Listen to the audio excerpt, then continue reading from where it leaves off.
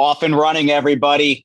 How's it going? It's Jason and Joe. We've got the JB Exacta box on this Belmont Stakes edition of WPT in 30. We'll go with 30, Joe. I said 20 last week in our little handicapping, and we had a lot of horses running, but I think the final tally was like 42 minutes. So I was a little off. So we'll go with the solid 30 minutes, and rightfully so, because after all, my friend, Saturday is Belmont Stakes Day. Mm-hmm. I thought that was like your Price is Right guess for how long the show would go. You had to go under, because I was like, no way is 20 minutes happening in any of these. But I'm happy to be here. Great card on Saturday. Great weekend of racing. Now that the smoke has finally started to dissipate here in New York, I think we'll be good to go. So let's get into it. Yeah, no doubt. I mean, obviously, and again, I can't say I was surprised when the press release or the word was announced. And Joe and I are taping this Thursday. In fact, you can see it on my screen at around 11 a.m. You know, when word came down from NYRA there'd be no racing on Thursday because of the smoke issues and the air quality and all that. Look, hopefully, you know, in regards to Parnak, they bring her race back, and maybe middle of next week, Thursday, Friday, we can get her going again. I was dying to see how she do stretching out, like say between a mile and a quarter, mile and 3/8, mile and a half. But we'll hopefully see her in the very near future. In terms of distance, though, my friend, we'll go a mile and a half in the Test of the Champion. This has not been, and you know, I don't want to stray too far, but this has been on a number of different fronts, a pretty difficult Triple Crown season. And I don't know, off the top of my head, maybe the least enjoyable, if I'm being honest. But, you know, the Belmont to me, although I've been in Florida the last 6+ years, like the Belmont is still my favorite race. And Belmont Day was always, that included, and I love Saratoga, but Belmont Day was always my number one day on the calendar year. And I'm sure you probably, Joe, being a kid from Brooklyn, I mean, do you feel the same just about how you, in your soul, sort of, you know, hold the Belmont Stakes?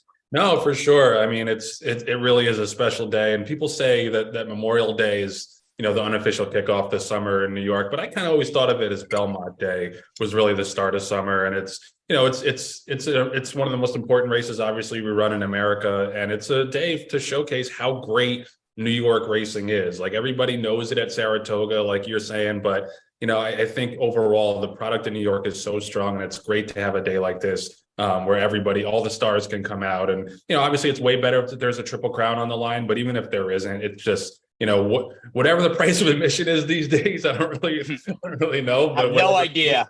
It used to be $2, dude, on Belmont Day. It was $2 to get into the grandstand. I know. I think it's like $40 now or something like that, but it's worth it because it's going to be a great day, and the weather is going to cooperate. Well, that's great. That is great to hear as far as the forecast on Saturday. We were obviously, again, safe racing and all that stuff. And, you know, here's to a great 2023 Belmont, which I think in a lot of ways, I mean, look, the Kentucky Derby is the most coveted, most popular, most important race in all of North America. I mean, that's just the reality.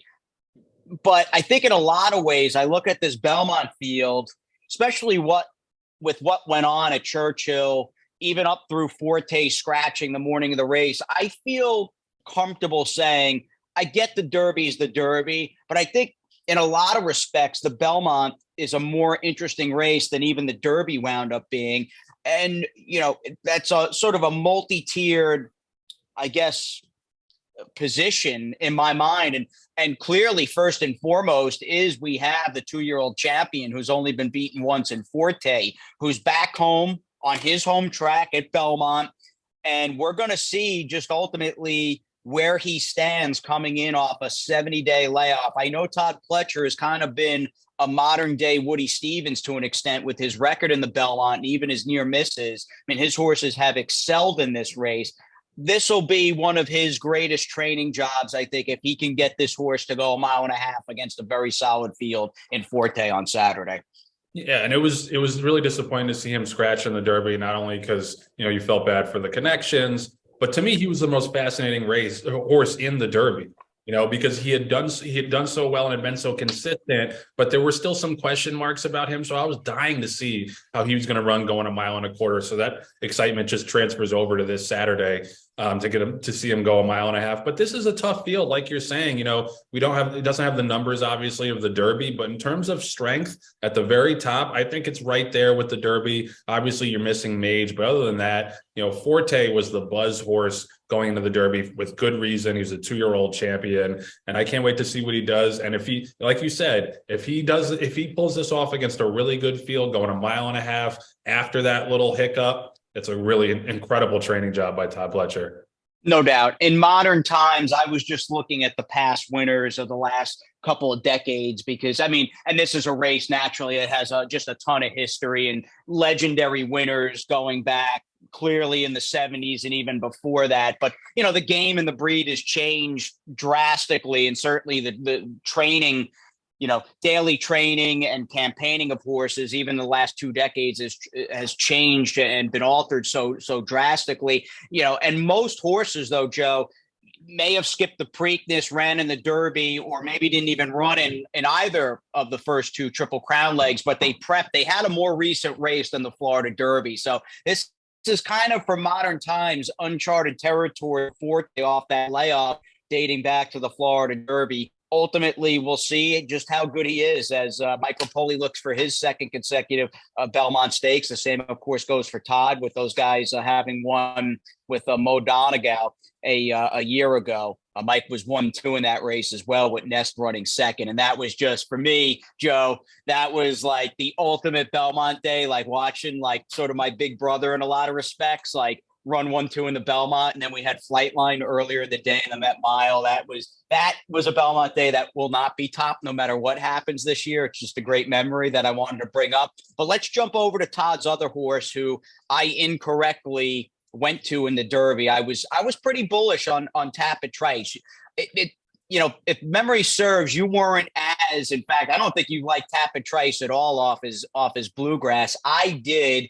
And having watched the Kentucky Derby replay, he really didn't do much running. He was following Angel of Empire for most of the race and just was outrun, as you can see from that second chicken scratch comment in purple.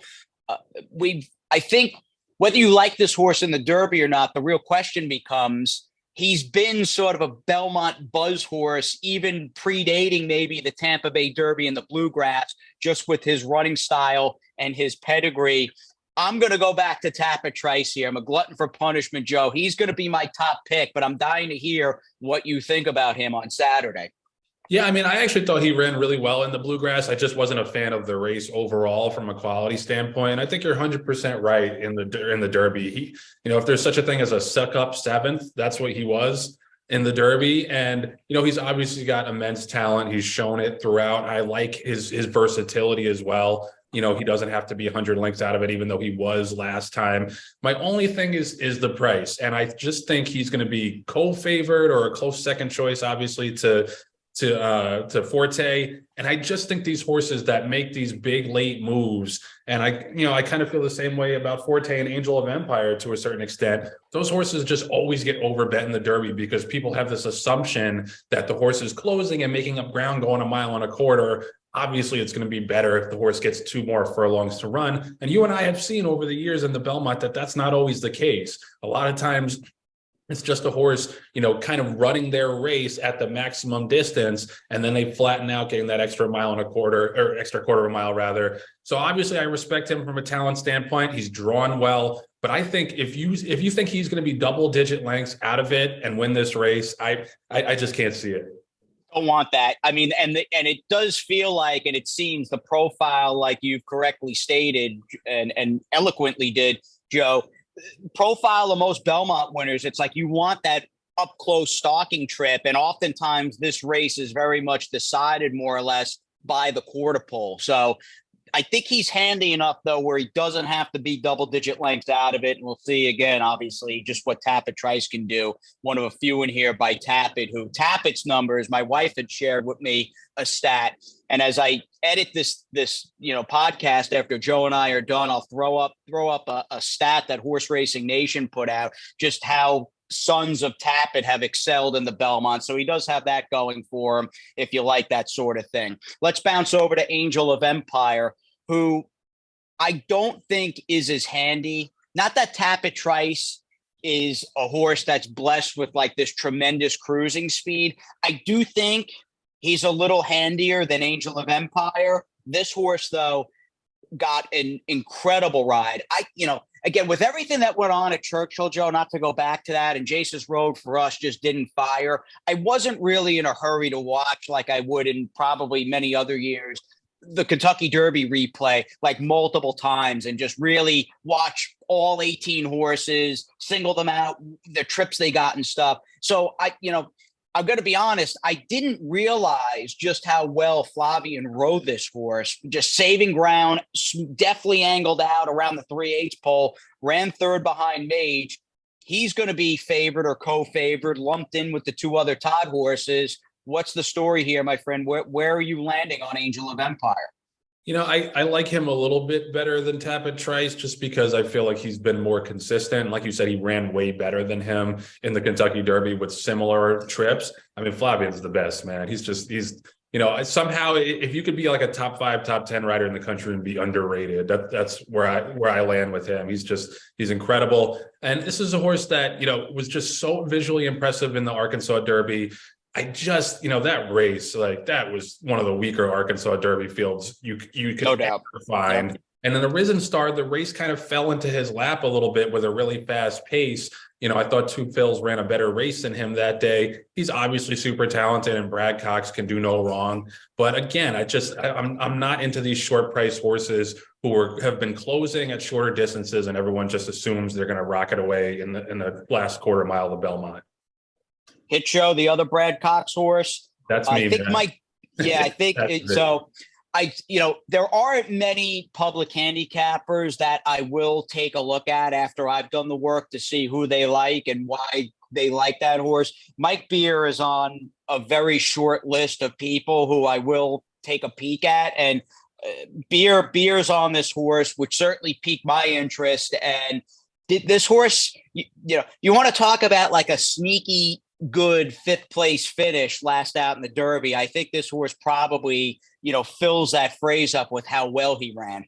100% and drawn the rail too. And he was close to that pace. Like I know if you just look real quickly, you can see, he was 8th, he was 6th, but he was only 5.5 lengths and 3.5 lengths off the lead in those first 2 calls. And they were flying in the Derby. So he ran, I think, a lot better than it looks just from that standpoint, from the standpoint that he overcame a really tricky rail draw to a certain extent. He did make that early move, like you're saying. And, the school of thought that says the closers in the Derby are going to do better at 12 furlongs might not like him because he did fade in the stretch, but I thought he just had so much thrown at him in that race. I thought in all things considered, he ran really well. The Wood Memorial, maybe you say he should have won that race, but that was like a bumpy 3-horse battle down to the line that, just things happen in those kind of races. I thought he was super impressive in the Withers. He did get a very good trip. He was tracking at the rail in the pocket off of a fast pace, but I thought he just exploded away in that race.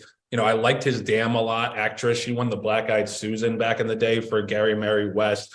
The Tapit, I'm not so much into the Tapit Colts in here, but the Tapit horse on the dam side, I think, because I'm also into Arcangelo, who we can jump over to in a little bit, another horse with Tapit on the dam side. I just think that kind of stamina influence can really show up in a horse, in 2 horses actually, that I think are going to be much bigger prices than the horses by Tapit himself.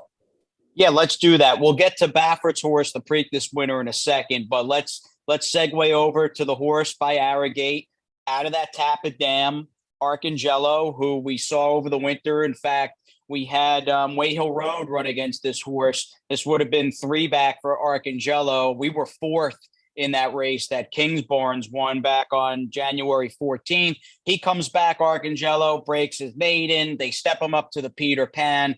He was 10-1 in the program, got hammered down to 5-2.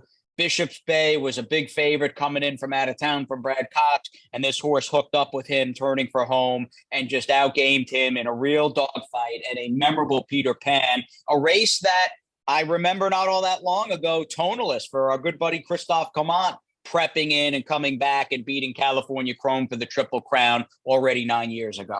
Yeah. And that was you said it right. That was a terrific race, stretch long battle. And how many horses do you really see after the Brad Cox horse comes back on them on the inside to put his nose down again and then go after him and get him again. Because if you haven't seen it, go watch that stretch drive, because there were several points, including a very deep stretch, where I thought this horse was beaten and he still somehow managed to get up. And that's off a maiden win. That, you know, that horse's previous race was in a maiden special weight at Gulfstream. And I love seeing horses move forward like that off of the maiden wins. You know, did it without Lasix as well, which she's going to have to do in here. And I would just love to see, you know, the smaller connections pop up and win a big race every once in a while. This horse was a $35,000 Keeneland September yearling. Jenna Antonucci, the trainer, is like not that well known in the game, but she can get a good horse. She's been down in Florida. And I just, in general, I'm always in favor of these smaller connections jumping up and winning a race every once in a while like this.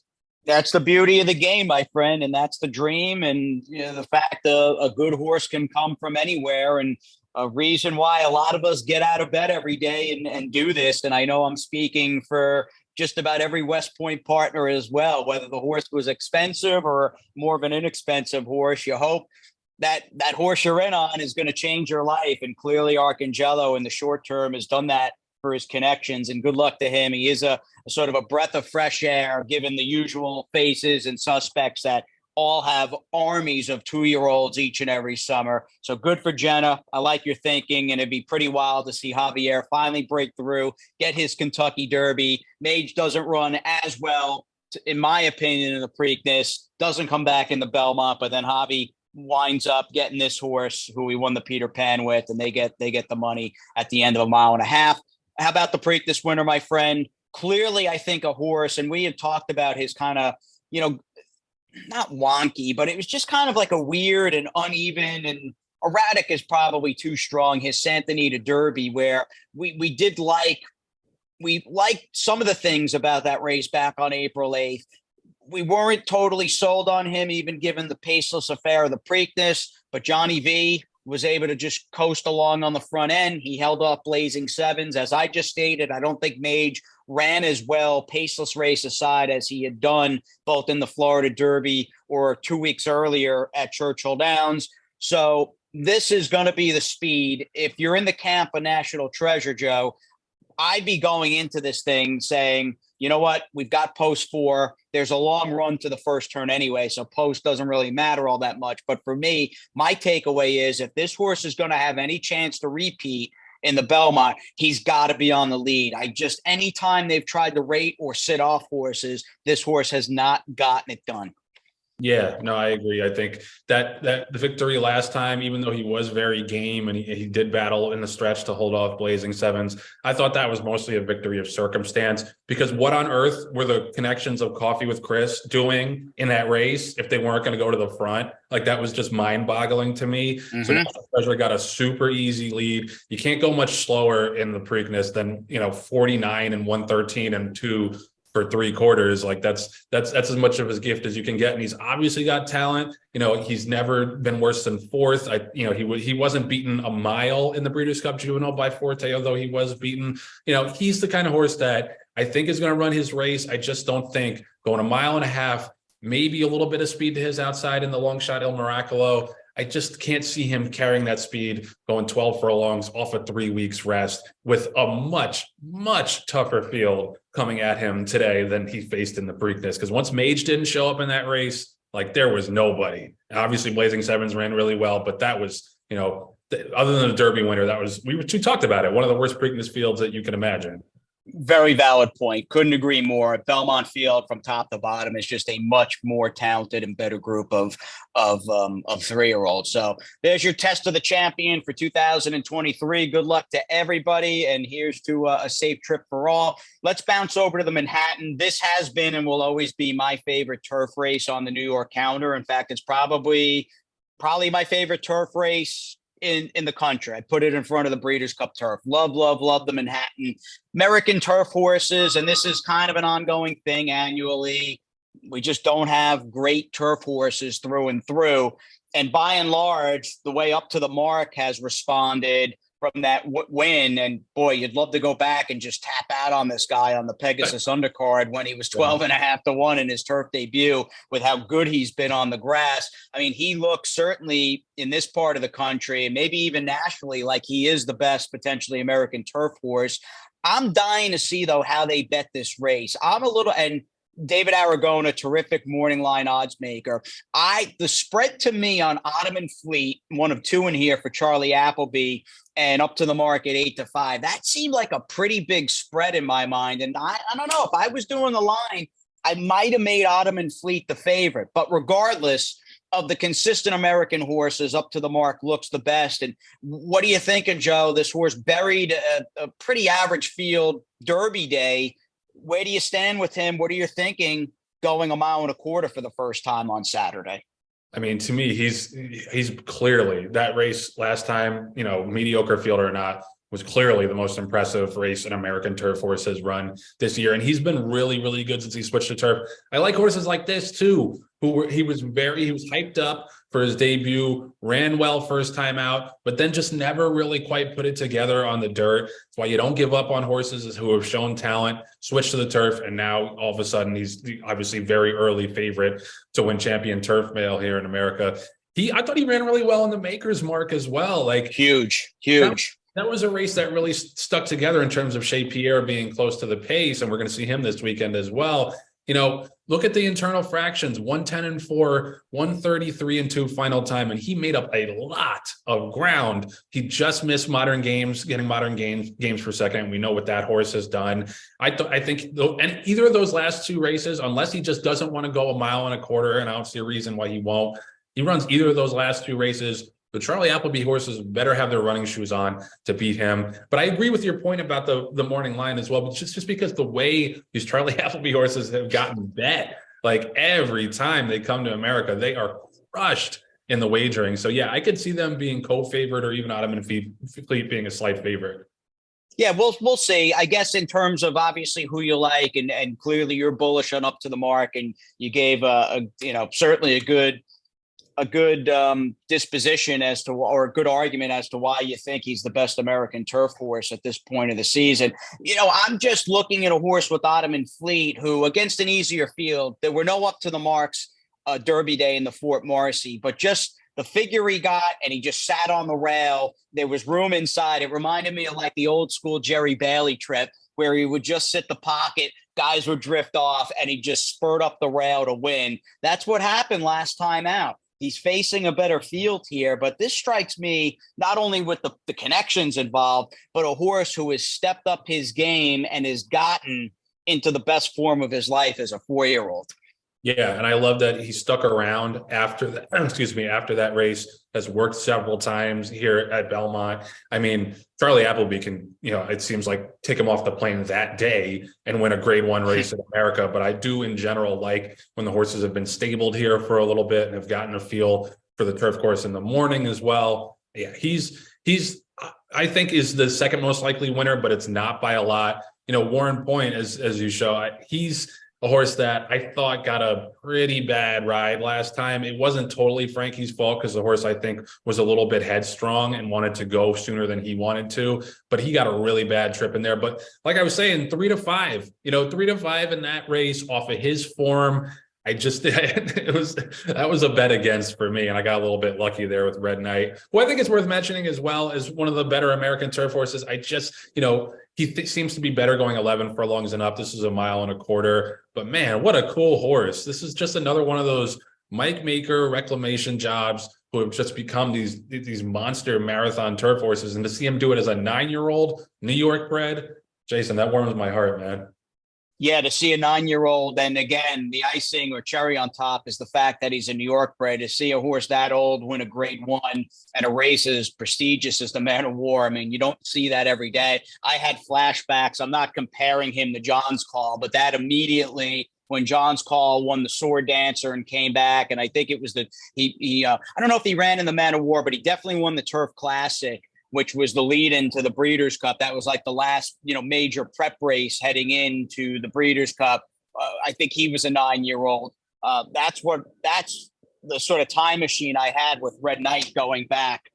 So good luck to him. We'll see what happens with Up to the Mark. Obviously, could be a very big hour and a half span for St. Elias, Mike Rapoli, and Todd Fletcher having Forte and Up to the Mark in the Manhattan and the Belmont Stakes.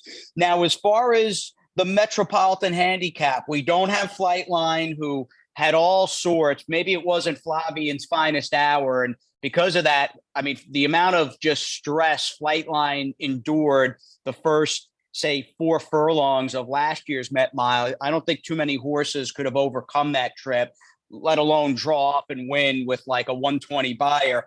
We don't have Flightline, who got a -2. I love seeing this Vacoma ad as well, Joe, in the at the top of the PPs, the -2 Flightline number, which is just otherworldly. But we do have Cody's Wish. He's not Flightline, but he's a great story, and it's just incredible how good this horse has gotten. And I am a Belmont fanboy. I really am. And I think all of us needed, midway through that Derby Day card, all of us needed a little bit of an uplift, just the way things had gone. And he provided it, just running away and hiding in the Grade 1 Churchill Downs Sprint. He's got the inside post Saturday, Joe. What are you thinking with Cody's Wish here, who's an easy route for all of us? Yeah, for sure. I mean, he's just one of the most likable horses in America. And I love that they brought him back as a 5-year-old too, because he obviously could have gone and stood stud by Curlin out of a Grade 1 winning Tappet mare. He's, bred to be an amazing stallion.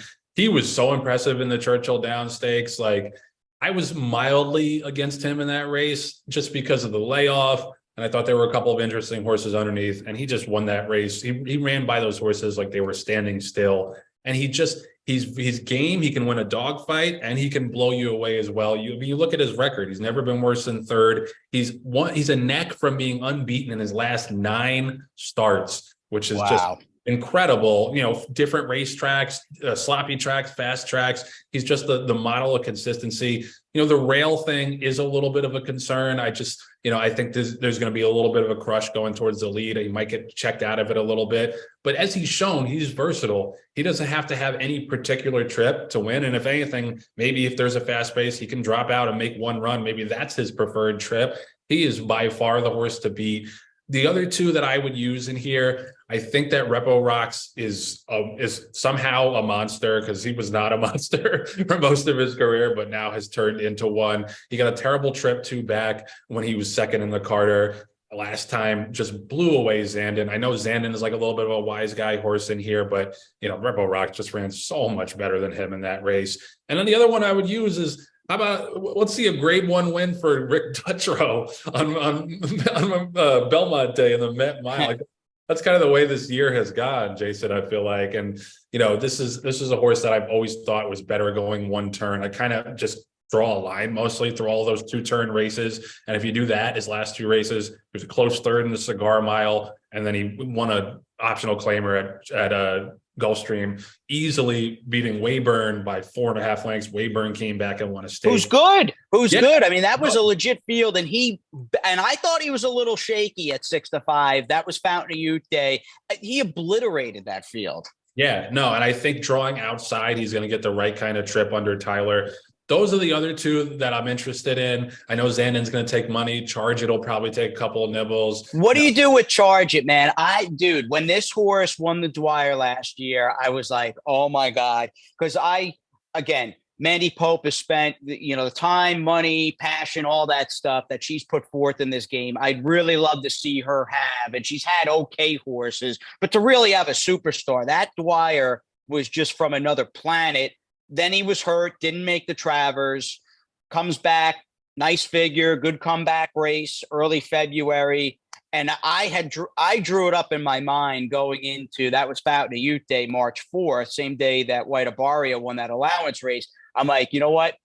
Charge is going to just crush in the GP mile, and we're going to meet him Belmont Day with first captain in the Met Mile, and we're going to bury Charge It with first captain. Obviously, that didn't happen.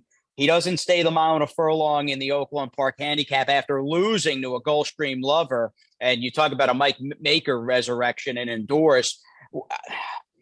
I don't know. Part of me wants to go back to Charge It here, thinking that he's home now. He loves Belmont. Where do you stand with him? Because I might sound foolish, and I'm willing to sort of die in this hill. I think he's going to run a big race in the Met Mile. I really do. Yeah, no, I could definitely see it. I think the point of him being back home at Belmont is a good one. I think that you can throw out the race in the Oaklawn handicap a little bit. He's shipping out of town, chasing a pretty quick pace. And I just think at the end of the day, he probably does not want to go 2 turns. He's probably a better 1 turn horse. He's just a little bit of a goofball for me. And I think any race other than that Dwyer, he is going to be third or fourth at best, just because it's a really, really good field. But I agree with your thinking that he could be cycling back to a good race at his home track. I think it really just depends on the price. If he's 6-1 and up, I think that that's a fair stab to take. It just, that Todd money, sometimes those horses get bet down. If he's like 7-2 or 4-1, I'm not that interested. All right. Good luck to Charge It, and especially good luck to Cody's Wish. I do hope Cody Dorman will be there. Did you watch Joe Breeders' Cup, the feature NBC did on Cody and his family last year for the Dirt Mile? Oh my God. Yes. And I watched that.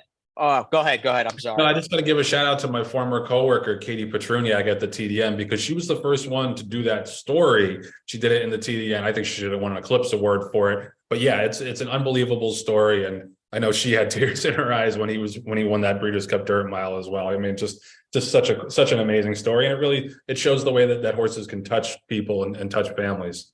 Definitely. Being at Keeneland last year, Friday and Saturday with the Battle of Normandy and then Flightline, and I didn't see the NBC telecast. And I'll never forget, as like silly as this sounds, that Sunday morning, Flightline, legendary performance in the Classic. That Sunday morning when I got up, I watched that, and just emotionally drained from the whole week and what a Breeders' Cup and all that stuff. And I watched that in the hotel room that Sunday morning, having my coffee and just bawling my eyes out there. Christina was still sleeping. It was pretty emotional. And really, really great story there. And I'm glad to hear the backstory too with your former coworker and Katie.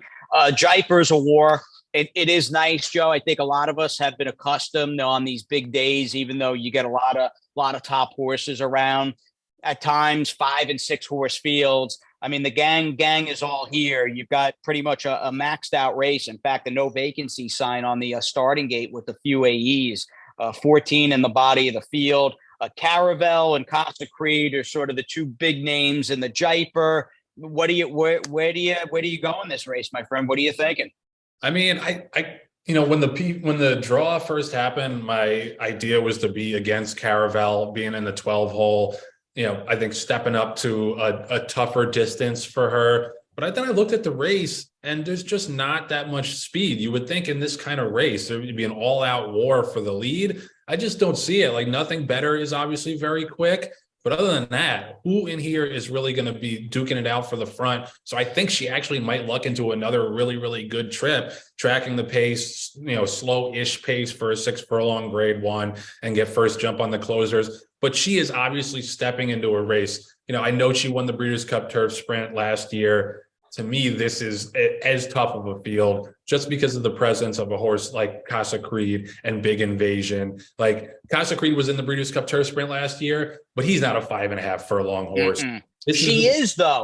She's got to go longer on Saturday, even if it is an average pace. No, exactly. Yeah. And I'm not rushing to bet her at 5-2 or whatever she ends up being. But I was initially against her, and then I looked at the race and I was like, But Big Invasion is a big time horse too. I know he doesn't have like the figure power that Casa Creed does, but he obviously had no chance in that race at Churchill last time. He ran really well to get up going 5 furlongs, 55 flat, 2 back at Gulfstream. And he was just a total monster last summer, like, albeit against only 3-year-olds. Just love horses who just bring that kick every single time, no matter what the distance. I think he's very dangerous. And Casa Creed is just one of the pictures of consistency. He just missed in that race over on the Saudi Cup undercard. He loves Belmont. He's 3 for 4 here. Was an amazing winner of the Jaipur last year and the year before that. Those are the main 3 to me. I don't know about you, Jason, if you had anybody clever, but to me, it's mostly 10, 11, and 12.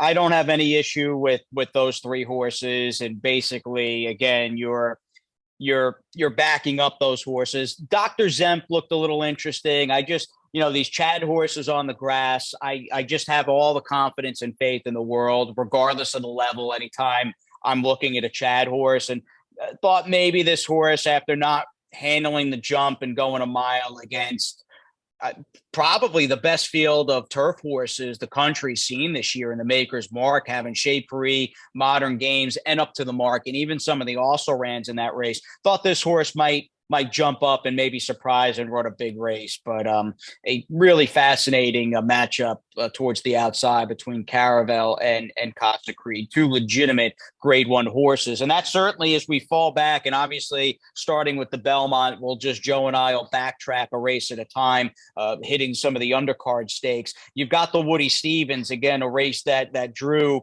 basically a fully full field there with a baker's dozen.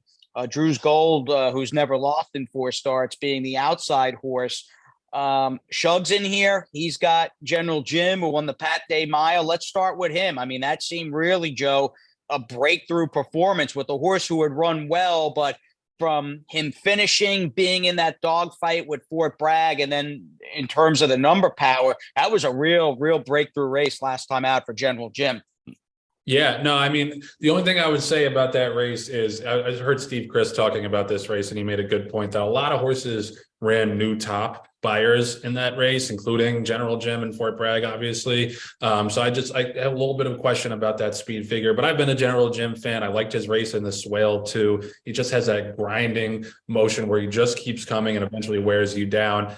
I wonder if he's a little bit better going a mile, especially in a big field like this. He's going to have to pass a lot of really nice horses. It doesn't seem like there's, necessarily going to be a huge wall of speed horses in the early going, but it's the nature of the race. I feel like, Jason, these dirt sprints with a lot of horses turning back. I just think usually there's a scramble for the lead. Arabian Lion obviously is going to be a short price. I wonder what you do with him, because he's turning back off of 2 races where he had it kind of his own way in 2-turn races. He hasn't been 1 turn since last fall, where he ran pretty well at Keeneland. He's going to be a short price. What do you do with him on the turn back? Because I don't think he's going to be able to get to the lead in this race without going crazy fast.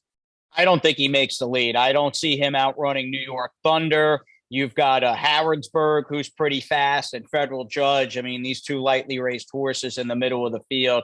I think the talent's there. This horse just isn't for me, cutting back to 7/8 after just having such a cakewalk of a trip last time out and beat really nobody in the Sir Barton. So it's a different scenario, given the fact he's not going to be loose and dictating things on his terms, and he's got to cut back to 7/8 against a far deeper field. So those are just 3 areas off the top of my head that don't warm me up with Arabian Lion. Yeah, no, I'm with you. This is not my type of horse, even though he obviously can win. The horse you mentioned, Harrodsburg, who I'm actually pretty interested in. This is a big step up for him off of just 2 races, but he's a horse that I thought has run really, really well in his first 2 races. He got left at the start in his debut at Aqueduct. Now, granted, it was only a 5-horse field, so it didn't take him that long to overcome that and get to the front. But he really stood tall down the stretch in that race. And then coming back in that race at Belmont last time, I was there last time out. That was a real battle down the stretch with a really nice older horse. Listen to Your Heart, who's run back-to-back 100 buyers and has really come around for Ray. Trains that horse. Who's got him? Oh, Ray Handel's got him. Yeah. So he might get caught up in the pace, but I just think talent-wise, at anything close to 12-1, I got to throw him in there. All right. Sounds good. Woody Stevens, obviously a big race. We'll see. What'd you think of Northern Invader? I mean, we hope, and if Cherie's right, or at least her early opinion of Northern Invader is correct, and maybe he's a horse that kind of tops out around 1 mile, or is just kind of a 1-turn horse. Where do you think he is as far as his race? I guess what I'm asking you, Joe, is how did you think Northern Invader ran, although he didn't win at even money last Sunday in the last race at Churchill Downs? How did you think he ran in that race? I thought he ran really well, considering that he kept coming down the stretch when the other horse kind of got the jump on him a little bit. I expected watching that race him to end up beating like 4.5 lengths, but he actually cut the deficit down in deep stretch. So I think, coming off of that first race where he ran so well with more of an in the clear trip, I thought he showed something both times. Obviously he regressed a tiny bit on the buyer scale, but I thought he ran. I thought he ran pretty much as well as he ran first time out, and I think that the sky's the limit for him. Yeah, like you say, we'll see what ultimately how far he wants to go. But I think he's run 2 bang up races so far. 88, 84 buyers for Northern Invader, who from a timing standpoint, and we'll see what the horse updates are and how he came out of the race fine and all that. I would imagine just especially with Churchill now closed, you may see Northern Invader next. And again, don't hold us to this. It's not set in stone, but early on, in my mind, the spacing and timing works early on in the Saratoga meet in a maiden special weight could really, really fit Northern Invader nicely in a very big way. We've got the Ogden Phipps, familiar names and suspects in here from search results. And that's one thing I will say about this division, especially looking at Clairiere and search results. They've been around, they've been in the wars, and I appreciate and I admire their longevity. You've also got, and she's run 16 times, winning 6, including the Kentucky Oaks. You've got a younger filly in Secret Oath. And again, she's not stepping up. I mean, she's already run against both search results and Clairiere. They are, though, Joe, going into the Phipps, the big 3. From a betting standpoint, maybe there aren't options in here unless you have an idea on one of the outside fillies that I haven't mentioned. But this is a terrific watch race. And you still got Nest, who's getting close to her 4-year-old debut. So the older fillies and mares are pretty good. I like this division of horses. I do. Yeah, no, I'm with you. I'm a little bit of a curmudgeon because I feel like every one of these races has 5, 6 horses, and 3 horses take all the money, and it's impossible to find anybody really to get behind. I mean, search results has a little bit of a look, but like how big of a price is she really going to be in a 6-horse field? So I'm with you. This is a great watch race, but I'm a little tired of these races not being better. I understand. Nope. I get, dude, like a 10-horse Phipps race on Belmont Day would be amazing, but it does feel like, geez, 4 and 5 horse fields have been the norm without a doubt. Mm-hmm. And that'll be a continuation. It was the Go for Juan. I think it's the Ruffian now, the first race in Saratoga. That'll probably be a 5-horse field as well. And the Personal Ensign, same thing goes for that right around Travers time. Let's bounce over to the mile and a half of Brooklyn. You've got some marathon stalwarts in this race. Certainly Lone Rock comes to mind, who I was at Belmont 2 years ago, the Essential Quality Belmont, when this horse won the Brooklyn. Best race he's ever ran. I mean, visually, he was awesome. And he ran some solid races, a number of solid races subsequent to that Brooklyn. He was never as good, but he can go the distance. I think, though, conventional wisdom and the popular opinion is, which I happen to hold, that Lone Rock has lost a step. But Warrant's in the race. Next has really come to hand going along. And it's an interesting sort of dichotomy, Joe, where you've got, again, horses like Next and Warrant, and there's a comfort and I think familiarity with these guys that they can go a mile and a half and not blink. And then you've got a horse who clearly is not as experienced or as accomplished as them, or has gone even remotely close in the distance department to as far as they've run, but a horse like Bright Future who's stepping up. And I think from my takeaway, Joe, is, it's just an interesting, which camp are you in? Do you want one of the old pros that have, been in the wars and can go 12 furlongs around Big Sandy? Or do you want to roll the dice and take a shot with a horse whose best days are probably still ahead of him, but has some pretty big questions to answer? Yeah, I'm going to go off the board. I'm going to go neither, and I'm going to come up with a big bomb. But I just got to say about Lone Rock, he's been such a nice horse for a really, really long time. He was terrible in that race at Churchill last time, and I really hope that if he runs another race like that, they call it quits. They've gotten a ton of money and a ton of stakes wins out of him. I just, it wasn't like him to run that kind of race last time. I think you'd agree. So I hope that I hope he does run better, but if he doesn't run better, I hope that they do the right thing and call it a night, call it a day with him. I'm going to Uriah St. Louis in this race. There's never Uriah St. Louis horse before. That's my guy. I love him conceptually just because he's never afraid to run his horses. And I think a lot of people complain about short fields, I think rightfully so, in American racing. But then you can't do that and then also make fun of the guys that run their horses and whether or not they're a long shot. there's nobody in this race that really stands out to me. And I think the nature of the 1.5 mile distance, obviously you have some horses that have experience with it, but I just think the nature of this kind of race where there's no like significant standout, I think, it kind of begs you to look for a price. But some of the other horses in here have absolutely no chance, like the 10 and the 11 and the 3. Like I said, I'm not going to dump on people for running their horses, but as someone who's looking for a price, maybe the one for Tom Morley, Portos could get involved. But I just think Forewarned has actually run some pretty good races. He had a 102 buyer last year at Laurel. He's upset some races at Aqueduct here in New York. Obviously wish he had a different jockey, but maybe he knows the horse well enough that it won't matter. He's the one that I'm interested in because there's just nobody in this race that I'm particularly afraid of.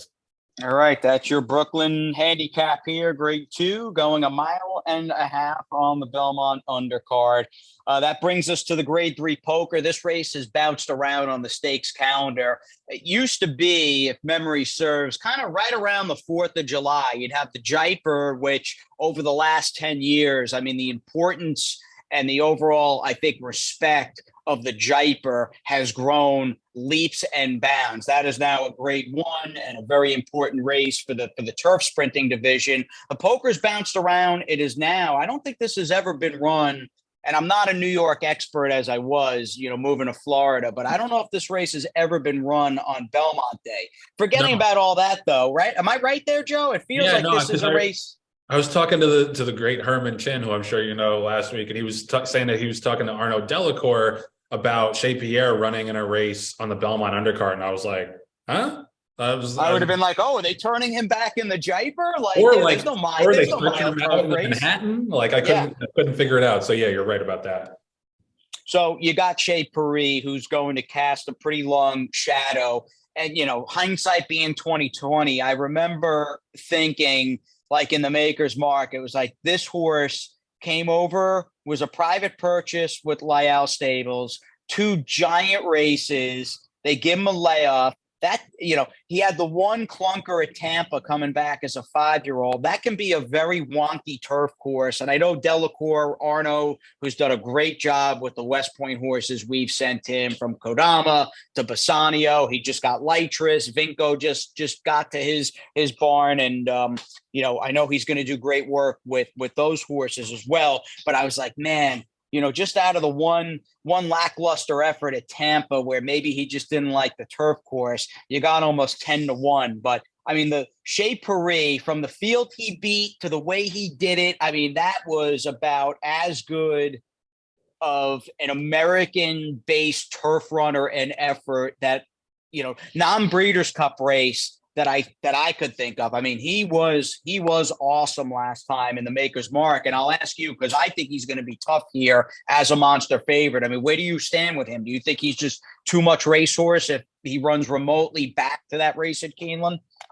Yeah, no, I'm with you. The only thing that was a damper on that race for me is I bet the horse going into the gate at 23-1, and he was 23-1 when they loaded. 23-1 loading in the gate, and he's exploding away in the stretch. I'm like delirious, and then I look at the board and it says 9-1 again. Racing, the only game where you could feel like a loser cashing a 9-1 winner, but yeah. Right.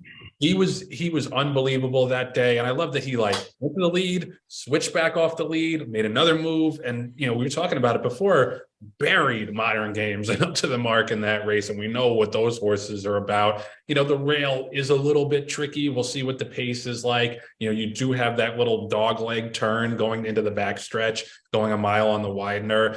But I just think if Flavion's gets him comfortable at all early, he doesn't have to be close to the pace. You saw in that Laurel race last year, he can sit way off of it and explode in the stretch. If he gets any kind of trip, I think he's going to be very, very tough to beat, like you. The only horse I was a little bit interested in was on the outside, a Mark Casse horse, Filo de Ariana, the Brazilian bred by Drosselmeyer. How about Drosselmeyer? Getting all those Brazilian and South American breds to do well. Love seeing that second career. I thought he ran really well in his 2 turf races at Woodbine last summer. Last race, he lost at 4-5, but I don't think he's a 5.5 furlong horse. I think this is a 7 furlong to a mile horse. He's 6 for 8 on the turf. That's definitely where he wants to be. And I just didn't see anybody in this race that I knew was going to go to the front. You could say maybe the two Emirati will go just because that's the way he won the Baruch last year, but he's also run way more races from off the pace than he has on. So I think if Luis is able to get this horse loose on the lead, going that, quasi one turn mile, he's the only other horse that's interesting to me, because I like you, I think Shea Pierre is going to be very tough with any kind of trip. All right, good luck to Shea Pierre, and that'll wrap it up for the stakes action. Minus, of course, I should say, stakes action on the turf. We still have the True North, and given the fact that it is a 6-horse field, and you've got an odds-on favorite on the morning line, and then a clear-cut second choice, I think the decision was made to just run this race early on, even though you do have an Eclipse Award champion in Elite Power. Similar story to Cody's Wish, a horse that needed a few races to get going, but once he figured it out, I mean, just continuously took his game to new heights. And of course, that culminated with the win. A day I hit the pick 6, my friend. He was one of 3 horses I used in the BC Sprint. I used him, I used Jackie's Warrior, and I couldn't leave off Bezos. I was like, if our horse wins the freaking Breeders' Cup Sprint and I cost myself the pick 6, I would never forgive myself. So that had Flightline single. That was a great day, and I'll always have very fond memories of that Keeneland November 5th Breeders' Cup Saturday. The big win overseas. So what are you thinking, Joe? Elite Power, or are you a Strobe fan who in his short career with this monster Into Mischief flashing pedigree has been phenomenal for Brad Cox and Godolphin? Yeah, I mean, I think those are the clear 2, I would say. And I think with not that much pace signed on, you have the horse at the rail today's Flavor is going to go to the front, who's gotten pretty damn good for George Weaver. He's done a really, really nice job with that. New York bred, man. Yeah, New York bred to boot. Yep, for sure. I think Strobe maybe gets the jump on Elite Power, but Elite Power is not, completely slow. He was up on the pace in the Vosburg, even though that was a pretty slow pace. I think those are the main 2. I just want to say the Elite Power race, the number he got on the thoroughgraphs in the Riyadh Dirt Sprint was a -5.5, which is Flightline. Wow. Yeah. So that if he runs back to that race, I don't think it matters how close Strobe is to the leader, how slow the pace is. He's going to blow these horses away going 6.5. But yeah, nothing clever for me. I think Elite Power is an A, Strobe is a B, and then I move on in the pick 5. Hopefully. Good luck to both those Mont horses there with Cody's Wish and Elite Power. I am fans of both. So let's just touch upon a couple of stakes on Friday's card. The Just a Game.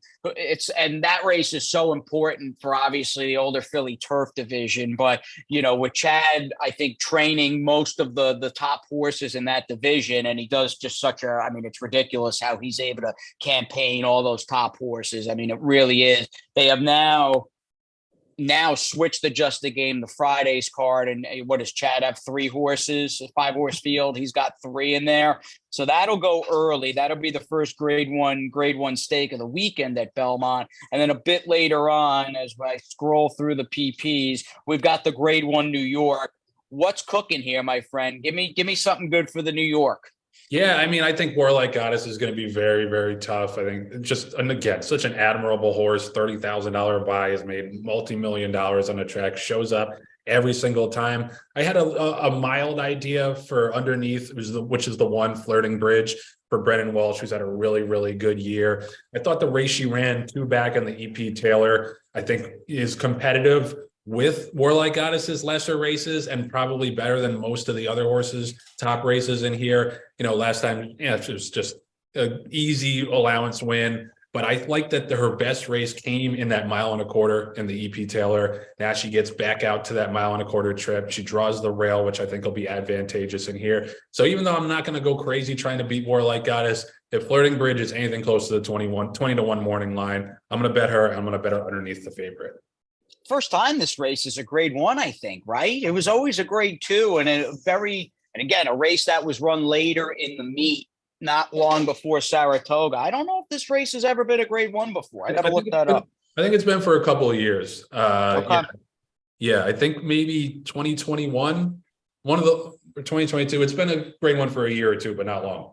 No, great race though. Have some wonderful memories. Wonder Again, who's got her namesake Well, it was scrapped Thursday. They're going to bring it back Sunday. So that'll be Sunday, June 11th, when they kind of redraw and redo the Thursday stakes that were canceled because of the air quality conditions on Long Island. Great seeing Wonder Again's name in the program. The Acorn, yeah. Were you a Wonder Again fan? She Yeah, probably predated you, but I no. was gonna. Oh, you caught her. Oh, that I love that you were able to catch her career. Yeah, no, and I was all over her when she won the Diana. She was like 5 or 6 to 1 because everybody overbet Intercontinental. And just, I love that she loved soft turf. So every time that turf was a little bit marshy, I was all over her. She was a really, really nice horse. And for Jimmy Toner, who does a great job, like you were talking about last time. Yeah, we love JJ Toner, and she had those many great battles with risk averse for Pat Kelly, and then you have Bobby Franco, who would ship Intercontinental, and those were some great times, some great turf fillies, and some great memories there. The Acorn, which had shifted the Belmont Day, and in recent times had been a part of the Grade One Festival on Belmont Day, will now go the day before. It's also a mile and a 16th now. So this race historically had been a mile, and at one time was part of the Triple Tiara, which was great. You'd have the Acorn, Mother Goose, and Coaching Club American Oaks all during the Belmont Spring Summer meet. But again, times have changed so much. It would be, you wouldn't have a horse that could run in all three. That's just the reality. I think, Joe, the 3-year-old filly sprinters on the dirt, and we have a very good one in Baba. But when I think of Red Carpet Ready and certainly Money's Gold in this spot, they are legitimately good horses. My question to you off the bat, though, you've got your Kentucky Oaks winner here. You got Money's Gold going a mile and 16. This is a really great race on Friday. It really is an awesome field. Yeah, no, I think this is the race of the day by far tomorrow. And I think, you have a lot of horses coming from a lot of different places. You got a horse coming in from Laurel for Brittany Russell. You got the 1-2 or the 1-3 finisher or 2-3 finisher, excuse me, in the 8 Bells. You've got a Chad Brown horse coming off of a blowout maiden win at Aqueduct. I just think there's so many different ways to go in here. I think Money's Gold, I think is going to be a deserving favorite. And I did like the way she battled back in that race in the 8 Bells after it looked like she was going to be beaten several lengths. I thought that showed a lot of guts for a horse who had just, gone to the front and blown out everybody to that point. But there has to be a question about whether or not she's going to be able to get a mile. She's got the speed to her outside in the Brittany Russell horse, although I don't think that horse is really fast enough to go with her. I think she's going to be tough, but I just don't want to take too short of a price on her stretching out to a mile and a 16th. As talented as she is. The horse I'm a little bit interested in, Jay, is at the rail, Dorth Bader. I thought she ran a great race in the Devona Dale. I was kicking myself that day, man, because she was tipped out on the clocker sheet. I know.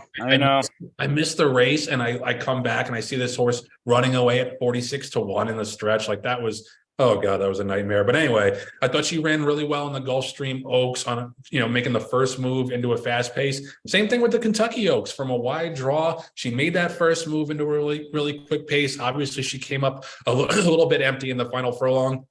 Now she gets back to 1 turn, is transferred to the George Weaver barn. Obviously, he hasn't had her for very long, but he's, as good as anybody in New York, I think, in terms of underrated trainers who can get a good horse to win a big race.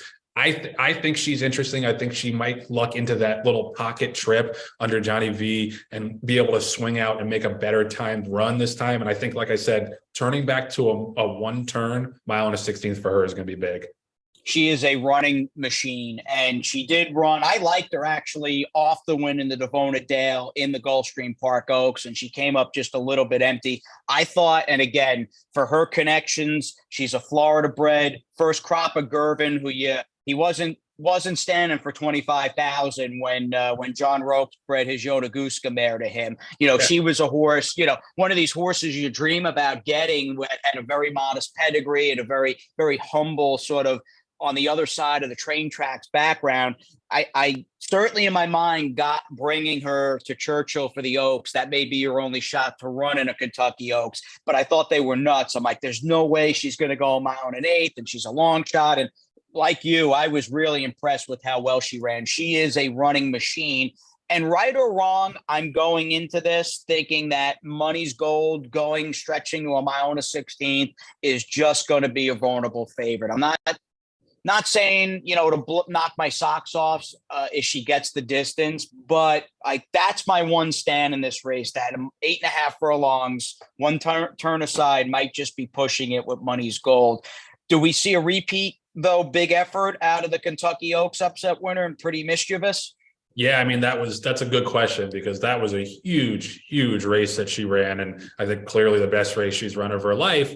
And, she does get 5 weeks off. And I think Brendan Walsh, like I said, has had one of the best years of anybody on the low so far in 2023, winning a lot of big races.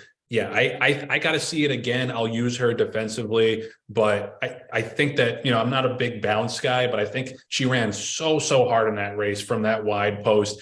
If there is a bounce in her, I think it's going to happen here. And I think, if she regresses just a little bit, she's probably going to be third or fourth. To me, I would use her defensively. Same thing with Money's Gold.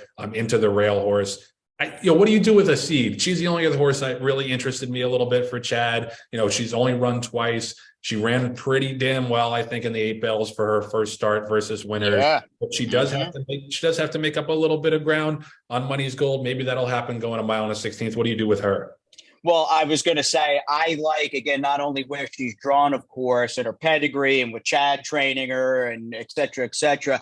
I think my stance on her is, whereas Money's Gold, I think, becomes vulnerable or at least shaky to an extent going a mile and a 16th. This is a filly that probably won't have an issue going a mile and a 16th. Ultimately, we'll see if she can get the distance, and it's going to certainly come down to how talented she is at her third lifetime start. But she's got a lot of talent, and I mean, everywhere you look, I mean, a Colt is more of a grindy type stayer. I don't know if she's fast enough here, the other Chad filly in the race, but I mean, every time I look up, Chad's got another lightly raced horse coming in off a big race, randomized as well, who crushed maidens back in late March. This is a really, really great acorn. I'd have to go back, Joe, again, having moved to Florida, some of the past races don't rattle off my tongue like they did when I was working for Naira, but man, I would venture a guess this is one of the best editions of the acorn in a number of years. And I'm not saying,